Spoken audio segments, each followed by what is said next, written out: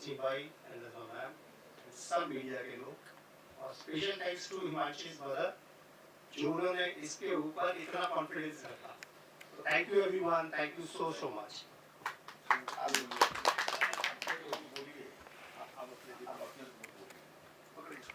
जय श्री कृष्णा एवरीवन, जय श्री हिमांशी गॉड। तो सबसे पहले मैं सर को थैंक यू बोलना चाहूँगी कि उन्होंने मुझे ये opportunity the because I am Krishna devotee. तो मैंने सोचा नहीं था कि मुंबई में आते ही मुझे कृष्ण जी का ये सॉन्ग करने को मिलेगा। So for me this is a very huge like मेरे लिए बहुत बड़ी बात है। So yeah looking forward to do more work with sir. Thank you. Thank you. Saraswati माता ही बोल सकती है। हेलो बोल लो, एकदम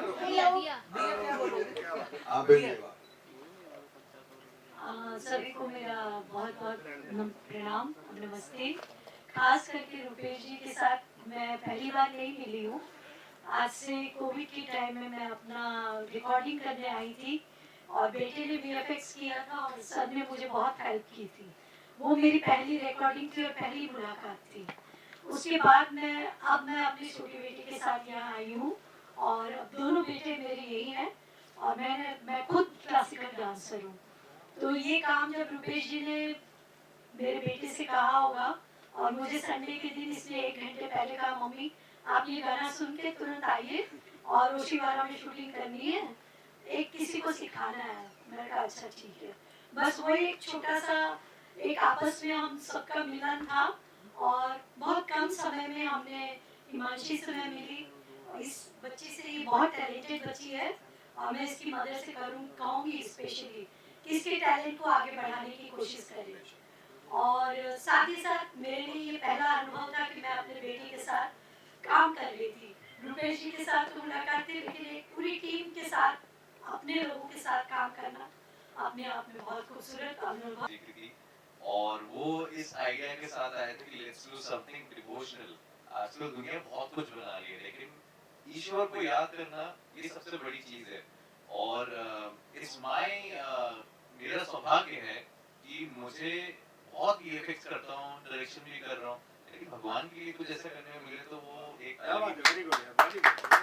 and thank you again to sir कि उन्होंने मेरे साथ साथ जब बोला कि मदर आएंगी और मदर अगर उनको कोरियोग्राफ करेंगी तो वो और एक अलग लेवल पे चला जाएगा। And so wonderful to see Himanshi, like she grasped the choreography in the fraction of seconds. Now this is called art. वो अपने आर्ट में बेस्ट है, हमने अपना आर्ट बेस्ट दिया, विजन सर का था और हम सब ने मिलकर, दिया के साथ मिलकर हमने बहुत और इस वक्त मैं आया हुआ हूँ यहाँ एक म्यूजिक एल्बम की लॉन्चिंग में, जिसमें मेरे साथ बैठी हुई सुपरस्टार हिमांशी जी। और आप समझ लीजिए कि इनकी मुस्कुराहट से आपको लगता है कि आप कमिंग स्टार है। 2 गाने मैंने देखे माँ शारदा के, कृष्णा जी के। इसको हमारी बहन जी ने बड़े प्यार से डायरेक्ट किया। रुपेश जी के लिए इतना कहूँगा कि जैसी उनकी पर्सनैलिटी वैसे स्टार हैं, हमेशा सदाबहार हीरो ही है मेरे। तो जब भी मैं उनसे मिलता हूँ मुझे ऐसा लगता है कि वो पर्सनैलिटी अमिताभ जैसी पर्सनैलिटी लेके वो हैं। उन्होंने बहुत प्यारी कोशिश की और मुझे नहीं लगता है कि ये गाना देख के आपको लगेगा कि इन लोगों ने फर्स्ट टाइम काम किया है। ऐसा लगता है कि बड़ी सुलझे हुए और बहुत ही श्रद्धा के साथ में इसमें हर चीज़ के, राइटिंग से लेके, म्यूजिक से लेके, परफॉर्म से लेके, वीएफएक्स से लेके, डांस मूवमेंट। मैं खास करके डांस मूवमेंट ये देख रहा था कि जब ये हाथ यहाँ जा रहे हैं, इधर जा रहे हैं, उधर जा रहे हैं, मतलब एक लेमैन की तरह कि इसको कॉमन आदमी भी कर सके। तो ये सादगी से जिस हिसाब से ये एल्बम बना है, मैंने भी काफ़ी भजन किए हैं और मैंने भी, अब क्योंकि मेरे वालों में तो ज़्यादा और भड़का रहता है, काफ़ी क्राउड रहता है, मगर इसमें बड़ी सादगी से ये बिटिया ने बहुत अच्छा काम किया है, गुड़िया ने भी बहुत अच्छा काम किया। और इनके खास करके डायरेक्टर साहब को भी मैं बहुत बहुत बधाइयाँ देना चाहता हूँ और ख़ास करके पूरी टीम को और ताल ट्यून म्यूज़िक कंपनी को। और मेरा वादा है इनसे कि बस ज़िंदगी में ऐसे ही आगे बढ़े और हम जैसे कलाकारों को भी सहयोग देंगे, काम देंगे हम लोगों को। बस मेरी प्रभु से, भोलेनाथ से, अल्लाह से यही प्रार्थना है कि 2025 का ये सबसे बड़ा एल्बम बने। नमस्कार, अस्सलाम वालेकुम, जय महाकाल। हाँ जी मैडम बोलिए, अब बताइए आप। हेलो एवरीवन, मेरा नाम हिमांशी गौड़ है and I am from Jaipur, Rajasthan. Recently Mumbai shift to you, so yeah trying my best. पहले मेरे को ही पूछने दीजिए, पहले मैं पूछूं। आप अरे ठहर भाई, पहले मेरे को पूछना। अरे बस मैं आप पूछने था। जयपुर में कहाँ से हैं? छोटवाड़ा से हैं, वेरी गुड। तो वहाँ जयपुर में आपने किसी से कथक की ट्रेनिंग ली? तो आपके अदाओं में तो लग रहा है कि आप जिस हिसाब से मूवमेंट पकड़ रही थी, तो ऐसा लग नहीं रहा है कि आपने डांस सीखा नहीं। लाइक डांस करना पसंद है बट मैं कृष्णा डिवोटी हूँ, तो जब मैं वो कर रही थी तो बस पता नहीं वो अपने आप बहुत अच्छा लगा। और मैम ने इतनी मतलब जो कोरियोग्राफी दी थी वो इतना इजी लगा मुझे कि वो इजीली मेरे से हो गया। बेटा, जिस परिवार से आपके गुरु जिन्होंने ये डायरेक्शन दिया है, उनका नाम भी हम लोग लेते हैं तो कान पकड़ के लेते हैं, तो मतलब यू आर वेरी लक्की कि आपको इतने बड़े परिवार की सदस्य ने आपको मतलब टीच किया या आपको गाइड दिया, बहुत बड़ी बात है। इनके लिए एक बार जोरदार ताली दीजिए। कैसे ये गाना आपके पास आया, किस तरह से गाना बताएंगे? मतलब आपने भक्ति से शुरुआत की है, एक पहली शुरुआत जो होती है बॉलीवुड में, मुंबई में एक अलग ही होती है। तो कितना प्राउड फील करते हो कि पहला जो गाना है मेरी शुरुआत बॉलीवुड में भक्ति गाने से हुई है, सॉन्ग से हुई है। मुझे तो बहुत ज़्यादा प्राउड फील है बिकॉज लाइक यार सब सोचते कि हम बॉलीवुड में आए तो पहले हम ऐसे काम नहीं कर रहे, लाइक मूवीज करें, सीरीज करें, ये सब। बट मेरा मानना है कि कोई भी काम हो पहले भगवान के आशीर्वाद से होना चाहिए। तो मेरे लिए तो ये बहुत बड़ी अपॉर्चुनिटी है। कैसे आप तक गाना पहुंचा, ये कैसे आपने मतलब यहाँ तक पहुंचे आप? जयपुर से यहाँ तक की जर्नी है। जयपुर से यहाँ तक की बहुत क्या मतलब ऐसे ही आना हुआ था। देन सर से मतलब इनके ऑफिस में ऑडिशन के लिए गई थी। मैं गई दूसरे काम के लिए थी, ऑडिशन के लिए, और सिलेक्शन मेरा सॉन्ग में हो गया था। टू बी वेरी ऑनेस्ट मेरा फर्स्ट टाइम था और मुझे आते ही काम मिला। So I think I am lucky. आपको क्या लगता है सफर काफी मुश्किल है या आसान है बॉलीवुड की अगर आपकी एंट्री है? मुश्किल तो आई थिंक सारे प्रोफेशंस ही मुश्किल होता है, सो इजी कोई भी नहीं होता। एंड या लाइक स्टेप बाय स्टेप अपन कोई भी काम करते हैं तो इजी हो जाता है। रुपेश जी के बारे में क्या कहना चाहोगे? आपको प्लेटफॉर्म दिया, आपको पहचान बनाई, एक गाना बनाया, नई लड़की को चांस दिया, क्या कहना चाहोगे? मैं फर्स्टली तो ये बोलना चाहूँगी कि he is very kind hearted person.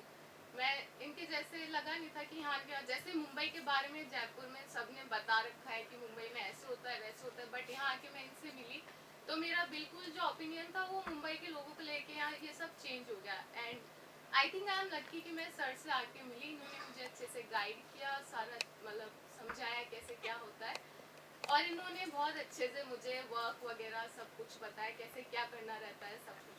Choreography की बात करें, आपने कितना अभ्यास किया, किसने सिखाया आपको और कितने दिन की तैयारी थी आपकी? मेरे को एक दिन पहले पता चला कि मैं सॉन्ग में सेलेक्ट हुई हूँ।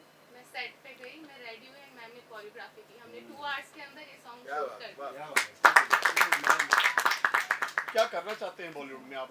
पहला प्रोजेक्ट है, क्या सोच कर आए हैं आप? भगवान के आशीर्वाद से हुआ है तो सब अच्छा होगा, बट मैं सोच के आई थी कि मुझे बॉलीवुड में मूवीज करनी है एंड सीरीज करनी है। So yeah looking forward to it. और फ्यूचर प्रोजेक्ट आने वाले? लाइक या अभी रिवील नहीं करना चाहती, काफी सारे अच्छे प्रोजेक्ट्स लाइन अप है। मगर एक चीज मैं आज आपको बताना चाहता हूँ, आपके थ्रू मैं ऑडियंस के मतलब जो सुन रहे हैं लोग, हमारी मुंबई जो है और मुंबई में जो फिल्म इंडस्ट्री है, इससे दुनिया में प्यारी लाइन कोई नहीं है। मैं आपको ये बता दूँ, इतनी साफ सुथरी, जिस तरीके से क्रिस्टल होती है ना। अब आप ये कहोगे कि डरते हैं, डर आपको उन लोगों से डरना चाहिए क्योंकि जो लोग इस लाइन के नहीं है वो आपको डराते हैं। नहीं तो ऐसे ही यशराज बनर्जिया, सुभाष बनर्जिया, संजय लीला भंसाली या दिलीप सेन नहीं बन जाते। मैं राजस्थान सुजानगढ़ से हूँ। सालासर बालाजी का नाम सुना है? उसके पड़ोस में गांव है सुजानगढ़। वहाँ के मेरे परिवार है, हमारी 5 पीढ़ियाँ हैं अभी। मेरा पड़पोता भी अभी संगीतकार है फिल्म लाइन में, मेरा पोता भी संगीतकार है, मैं भी संगीतकार हूँ। दिलीप सेन, समीर सेन, पिताजी जमाल सेन संगीतकार, बड़े भाई शंभू सेन जी संगीतकार, चाचा भतीजा दिलीप सेन, समीर सेन संगीतकार, मेरा पोता सोहेल सेन संगीतकार, अभी पड़पोता समर वो भी संगीतकार है।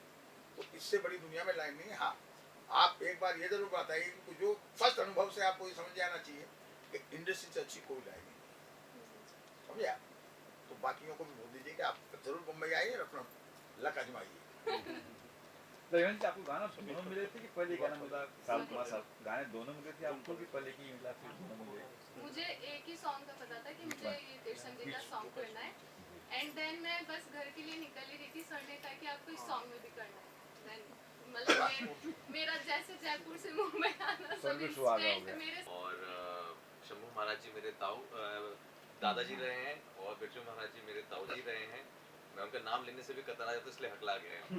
ठीक है, लेकिन मैंने जो फील्ड चुनी है वो हमारे लेगेसी से अलग है, तो बहुत हिम्मत करके चुनी और उनका आशीर्वाद है। आज मेरी माता जी भी यहाँ बैठी हैं, मेरे पिताजी भी अभी शहर में नहीं है लेकिन उनका आशीर्वाद है, और उनके ज़रिए सर की मदद से, उनके आशीर्वाद से, इनके सपोर्ट से हमने ये सब करने की कोशिश करी है, and this is how I am here.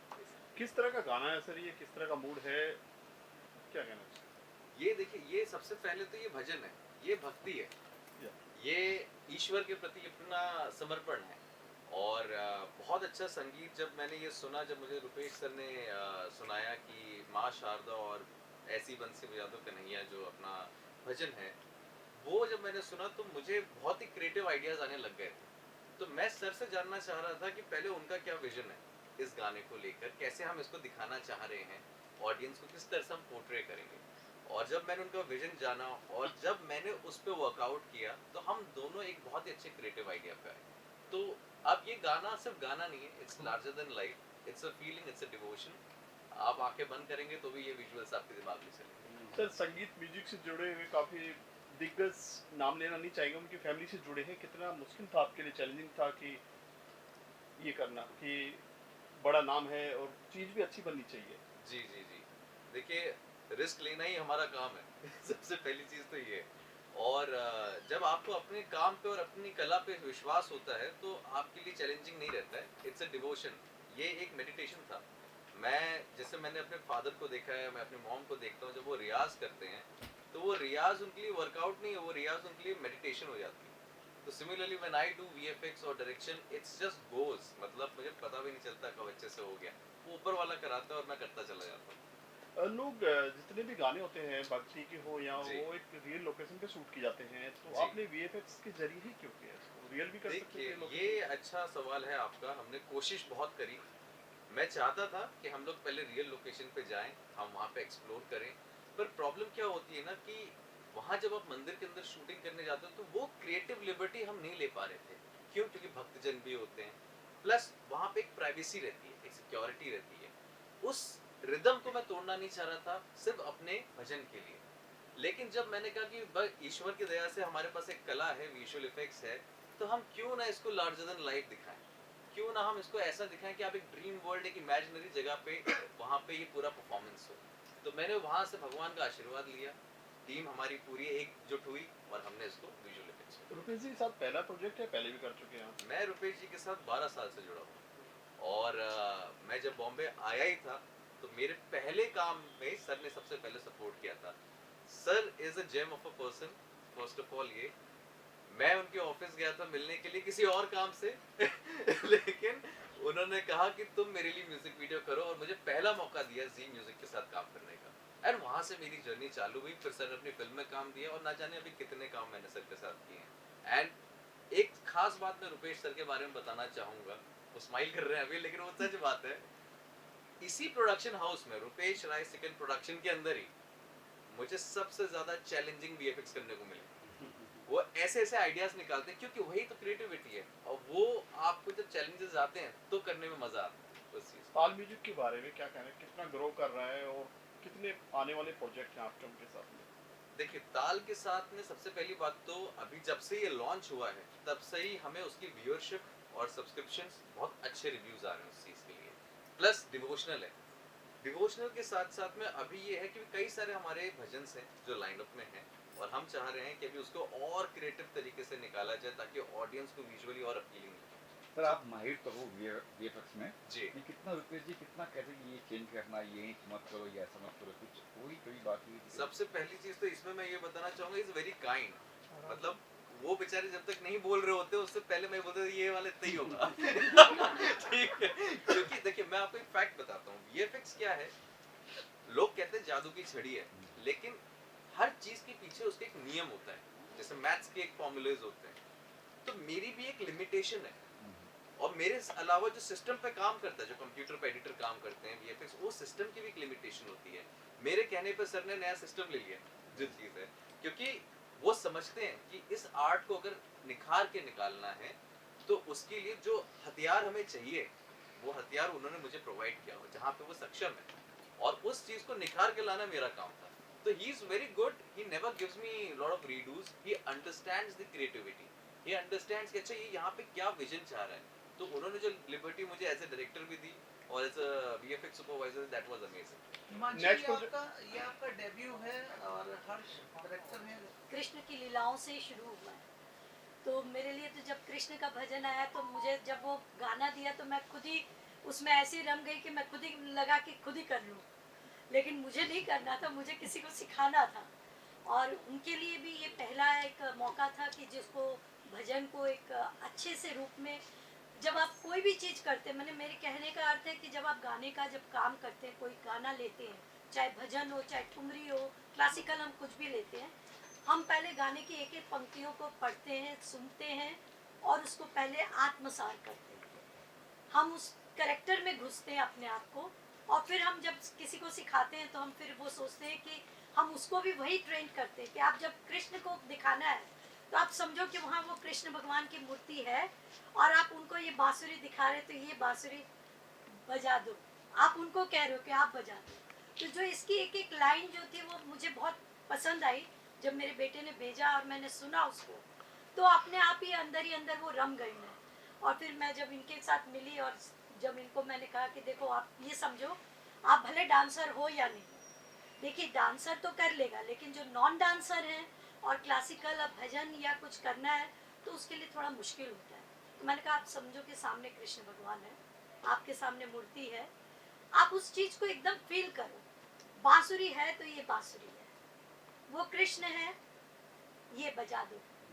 आपने वो चीज़ उसको कहा कि आप ऐसे बजाइए, तो वो 2-3 बार नहीं, कई बार मैंने उसको दिखाया। मैंने कहा देखो जो मैं चाहती हूँ उसको इस तरह से, जितना इसमें से आप ले सकते हो उसको लेके आप अपने ढंग से उसको गाइए।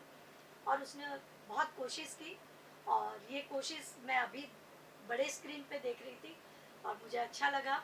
साथ में बेटे ने अपना भी जो भी अपने आर्ट को भी उसमें इन्वॉल्व किया। सबसे बड़ी चीज़ है कि रुपेश जी ने मेरे पे भरोसा किया, शायद इसलिए कि 3 साल पहले जब मैं आई थी, उन्होंने जब मेरा डांस देखा था तो मेरे बेटे से एक ही बात कही थी कि आपकी मम्मी बहुत अच्छा डांस करती है, बहुत अच्छा एक्सप्रेशंस है, और वही शायद उनको खींच के ले आया मेरे पास कि नहीं आप करिए इसकी कोरियोग्राफी। और मैं उनके लिए मैं कह रही हूँ कि आगे भी हम लोग इस तरह के अच्छे काम करें। ताल म्यूजिक के साथ में और कौन से प्रोजेक्ट आपके हैं? अभी ये मेरे लिए ये पहला अनुभव था कि मैं कोरियोग्राफी कर रही थी, मेरे बेटे के साथ काम कर रही हूँ, रुपेश जी के साथ काम। पहले जब आई थी तो मैं अपने लिए आई थी, अपना काम किया था, मैंने अपनी रिकॉर्डिंग की थी और उसका वीएफएक्स इन्होंने किया था, रुपेश जी ने पूरा सहयोग किया। तो अभी डिवोशनली करने का इरादा कि कुछ और ताल म्यूजिक? नहीं, मैं सब कुछ करती हूँ। मैं वैसे बेसिकली क्लासिकल डांसर हूँ, कथक की, और लेकिन मैंने फोक भी सीखा है और मैं फोक राजस्थान के बहुत अच्छे करती हूँ। और साथ साथ मैंने ममता शंकर यानी कि उदय शंकर की बेटी के साथ काम किया, अमला शंकर उनकी वाइफ के साथ। कलकत्ता में मैं 3 साल उनके साथ, उनके स्कूल में स्टूडेंट थी और उनके साथ मैंने काम भी किया। सीता स्वयंवर में मैं सीता थी और वो राजा दशरथ थी और उनकी बेटी राम बनी थी। तो मुझे इतने बड़े बड़े लोगों के साथ काम करने का मौका मिला है और मैं सिर्फ क्लासिकल कथक को लेके ही नहीं काम कर रही हूँ, उसके साथ अपने क्रिएटिविटी को, फोक और साथ साथ में उदय शंकर स्टाइल को भी लेके चलती हूँ। क्योंकि आज जो टाइम आ रहा है ना, उसमें हम क्लासिकल को लेकर अगर सिर्फ बॉम्बे में अगर सोचेंगे करने का तो मुझे लगता है कि हम घर में ही बैठे रह जाएंगे। क्योंकि मैं ये फ्रेंकली बोल रही हूँ, मेरे अभी हस्बैंड की अभी इसने फिल्म बनाई थी और दिखाई उसने कि हमारी कला जो है, क्लासिकल जो चीज़ है वो लुप्त होती जा रही है, उसको वापस कैसे लाया जाए।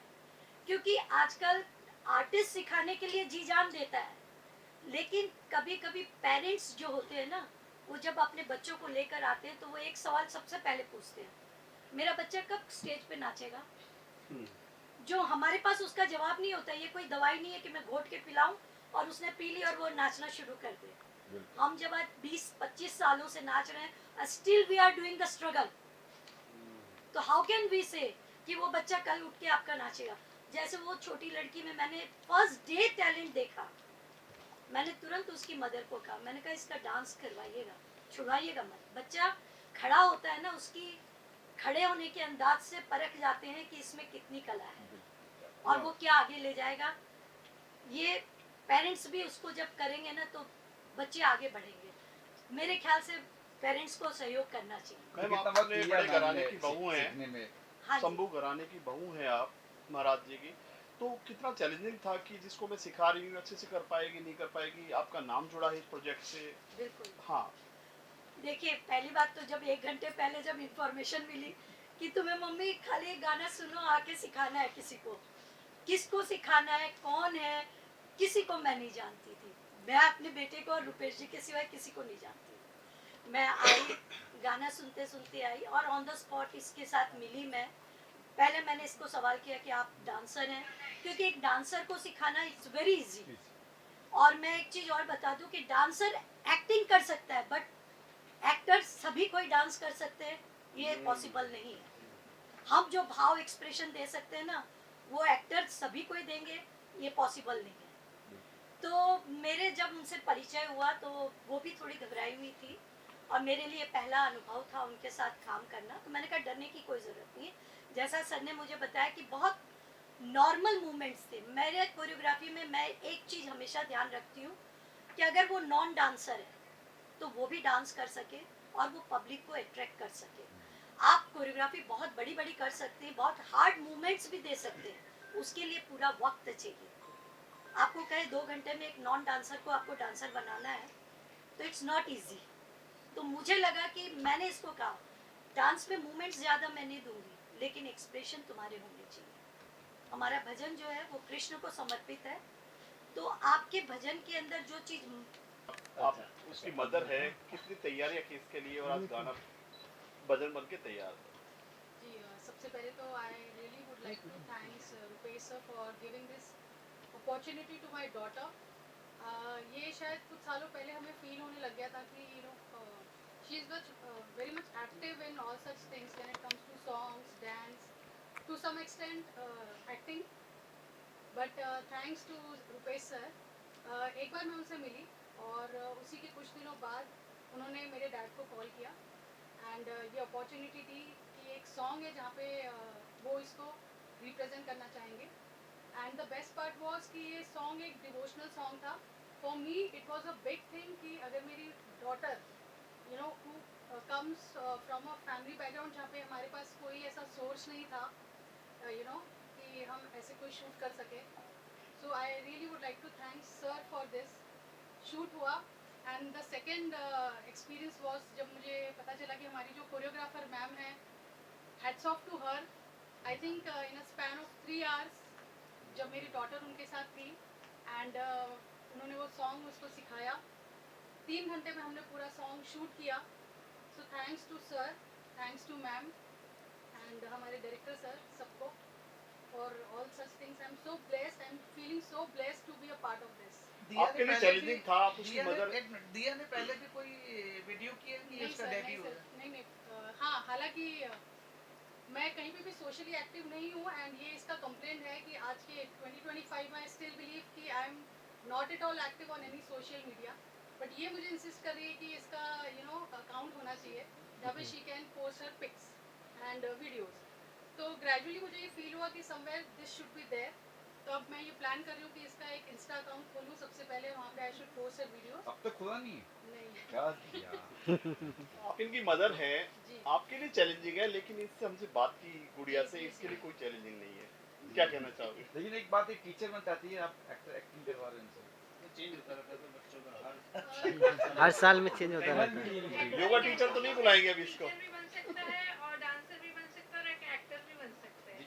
एक्टिंग एक हाँ। ऐसी चीज है। नहीं, ये मैं कहना चाहूँगी कि आई थिंक change होता रहता है थोड़ा इनबिल्ट है इसके अंदर। What people in our society also talk about her that she has that you know X factor in her that she can do something in this field. Although I also wanted to do something maybe in dance or something like that, but I could not do. I'm completely into you know investment field, banking and investment, and somehow इसका interest है, इसीलिए इसके through मैं इस platform पे आ पाई। And आपका नाम बताओ, आपकी क्लास। मेरा नाम टिया है। हाँ ठीक है। आप कौन सी स्कूल जाते हो, कितनी में पढ़ते हो? जीसीसी इंटरनेशनल स्कूल कितनी में पढ़ते हो? स्टैंडर्ड में? सेकंड।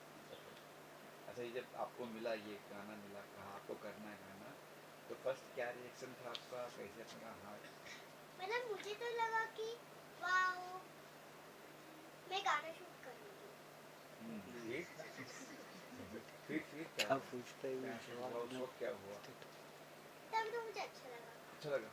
और जब डांस करने कहा, मैम ने कहा कि डांस करना है, मूवमेंट करना आपको, तब आपने सीखा, कहीं डांस किया है पहले कभी, फर्स्ट टाइम है? फिर जब वो मेरे घर के पास वाला एक डांस का कुछ तो था, तो फिर उधर तो आधे से ज्यादा योगा ही कराते थे। आपने पोल खोल दी।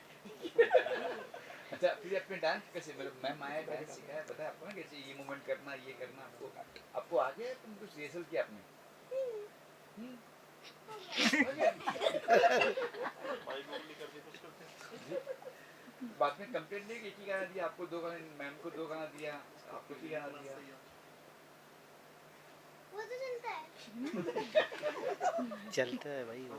अच्छा, आगे क्या करना, क्या प्लान है आपके? एक्टर बनना है आपको, डांसर बनना है आपको, मुझे तो टीचर बनना है। टीचर बनना है? Dance teacher role? हाँ पवन। रुपेश जी क्या कहना चाहिए, आज गाने माँ शारदा और ये जो भजन लॉन्च किए हैं इसके बारे में, नए नए बच्चे को चांस दिया है, नए लॉन्च किया है आपके बाजू में जो बैठे हैं हिमांशु। लाल ट्यून म्यूजिक कंपनी जो मैंने बनाई है, पहली बात तो मैंने किसी भी प्रॉफिट के पर्पज से नहीं बनाई, मैंने बनाई है उन स्ट्रगलर सिंगर्स के लिए जिनके पास प्लेटफॉर्म नहीं है। इसकी जो सिंगर है वो बहुत वेल टू डू नहीं है, मतलब कि अगर मैं इसके बारे में बोलूँ तो वो कोरस में भी गाना गाती है। दूसरी बात आई कि यहाँ पे उन आर्टिस्टों को चांस मिले जिनके अंदर टैलेंट है, लेकिन उनके पास वो जरिया नहीं है जहाँ से वो पहुँच सकें इस तरह की म्यूजिक वीडियोस के अंदर। पूछे सर, और क्या पूछा जाता है? अच्छा, कैसे हिमांशु जी कैसे हिमांशी on आई board थी, हिमांशी आई थी, मैं एक शॉर्ट फिल्म कर रहा था, उस शॉर्ट फिल्म के अंदर हिमांशी ऑडिशन देने के लिए आई थी, बट समहाउ फिर वो ऑडिशन नहीं हो पाया, इनका सिलेक्शन नहीं हो पाया उसके अंदर, क्योंकि ये उस समय मार्शल आर्ट की ट्रेनिंग नहीं ले रही थी। जब उसके बाद डिवोशनल सॉन्ग की बात आई तो उनको लगा ये इस सॉन्ग के अंदर ये बहुत अच्छा परफॉर्म कर सकती है, इनको बुलाया, इनका ऑडिशन हुआ और ये सिलेक्ट हुई।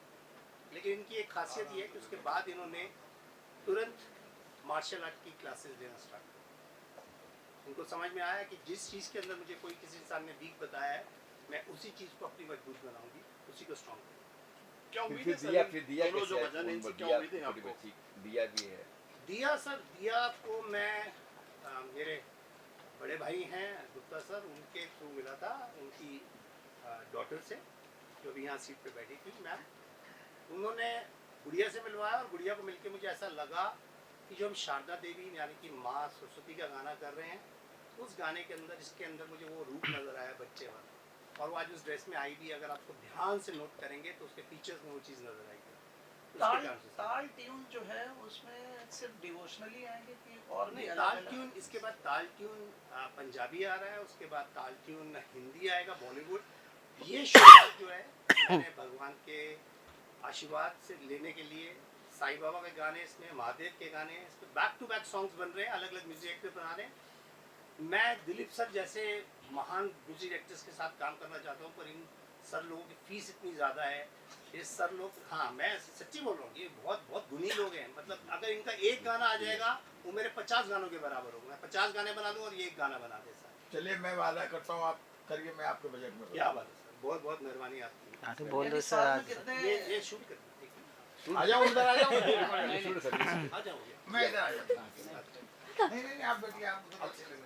ऑन द रिकॉर्ड सर वादा करने जा रहे हैं। वादा नहीं कर रहा हूँ, हकीकत में बोल रहा हूँ। या यस सर। हाँ जी, तो मैं एक बात आप सबको जी पता होगा कि शायद हमारी 2-5 साल नहीं सर, 10 साल पुरानी। 10 साल पुरानी हम लोग एक दूसरे को उस वक्त वादा ही करते थे। हाँ, अब आपने एक ऐसी चीज खड़ी की है, एक ऐसा वृक्ष तैयार किया है या ऐसा एक बीज बोया है जी, कि जिसमें आप उन लोगों को तैयार करना चाहते हैं कि जिनको आपकी हमारी जरूरत है, बिल्कुल ठीक, जो हमारे पास डायरेक्ट नहीं पहुंच सकते। करेक्ट तो मैं आपको एक वादा करता हूँ, मैं एक गाना जरूर आपके बजट में सर, करता हूँ। बहुत बहुत मेहरबानी। और ये मैं आप बिरादरी के सामने बोल रहा हूँ, जो सामने बैठी है पूरी मेरी बिरादरी है, हाँ, और आज जो कुछ भी हम आप हैं हाँ। वो इन्हीं की बदौलत है। तो भाई लोगों ये बरोबर लगाना और सब जगह छाप देना। अच्छा, एक ही गाना क्यों? मान लिया सर, डिवोशनल होगा या फिर किसी सर गाना? सर से कराऊंगा तो मुझे पता, मैं फिर दो तरीके से सच से गाना बनाऊंगा। उसने अच्छा ये जरूरी है कि मैं डिवोशनली करूं? नहीं पूछ रहा हूँ माला ही देख के बोल रहा है क्या? रिकॉर्ड में ले लिया सर वीडियो में। ऐसा है, सुन मेरी बात, जो हमारी कंपनी के, क्योंकि अभी जब से ताज ट्यून इनकी कंपनी है, हमारी आपकी कंपनी से बहुत हमारी अच्छा। हो गई, सही बात है। और आपकी भी है। सबकी जो ताज म्यूजिक की रिक्वायरमेंट होगी वो म्यूजिक मैं दूंगा। मेरा इन कुछ की आर्ट ने मुझे ये बोला था कि सर डिवोशनल सॉन्ग जो ऑल ओवर वर्ल्ड के अंदर लोग देख सके, ऐसा गाना जिसमें वो कृष्ण भगवान को जो इमेजिन करते हैं, उस इमेजिनेशन से भी ऊपर। अभी अगर आप वृंदावन जाएं या कहीं पे भी जाएं तो आपको प्रॉपर शूटिंग के लिए वो स्पेस नहीं मिलेगी जो रिक्वायर्ड होती है। तो एक जैसे कि अभी ये इसके बाद एक महादेव का भी गाना शूट करे जा रहा है, तो लार्जर देन जो हम लोग देखते हैं महादेव को, ऐसे कृष्ण भगवान को आपने देखा तो उनकी जो इसने VFX के थ्रू मूर्ति क्रिएट की है वो बोल रही है अपने आप में। सरस्वती माता की अगर आपने मूर्ति देखी वो बोल रही है, तो पूरे वर्ल्ड के अंदर ये चीज़ नज़र आए कि हमारे कृष्ण भगवान उस रूप में कैसे दिखते हैं, इस रूप में कैसे दिखते हैं, हमारी सरस्वती माता किस किस रूप में कैसे दिखती है। तो ये इसका एक एम था और ये इसका टारगेट। आप ही बताइए कि कोई देता है क्या मुंबई में चांस? कहाँ कोई नहीं। तो मैं खुद भी आई थी जब इस इंडस्ट्री में, तो मैंने बहुत पापड़ बेले। तो अब मुझे लगता है कि नहीं, इनके तरह इंसान मिलना बहुत मुश्किल है। और मैं ये नहीं कि आज के दौर में, हाँ, मैं ये भी नहीं कह रही कि मैं उनकी मुंह देखी बात कर रही हूँ, मैं पीछे भी उनकी बहुत तारीफ करती हूँ, बहुत इज्जत करती हूँ। आप लोग ये मेरे भाई हैं। जीते रहो, जीते रहो। Thank you. Thank you.